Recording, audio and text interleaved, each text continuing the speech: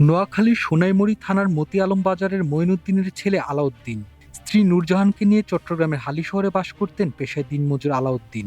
9 বছরের সংসারে রয়েছে এক সন্তান। হালি শহরে শনিবার দিবাগত রাত 2টার দিকে খুন হন আলাউদ্দিন। পুলিশের কাছে হত্যার কথা স্বীকার করেছেন স্ত্রী নূরজাহান। পুলিশ জানায় আগে 3বার বিয়ে করেছিলেন আলাউদ্দিন। বনিবনা না হওয়ায় 3জনকেই দেন তালাক। 1.5 মাস আগে গোপনে 5ম বিয়ে করেন আলাউদ্দিন, আর এই বিয়েই কাল হলো তার।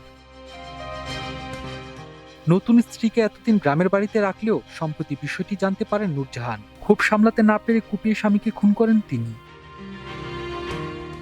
পুলিশ বলছে আলাউদ্দিন কখনো রিকশা চালিয়ে আবার কখনো ইটভাটায় কাজ করে সংসার চালাতেন। মরদেহ ময়নাতদন্তের জন্য চট্টগ্রাম মেডিকেল কলেজ হাসপাতালের মর্গে রাখা হয়েছে। আটক নূরজাহানের বিরুদ্ধে চলছে মামলার প্রস্তুতি।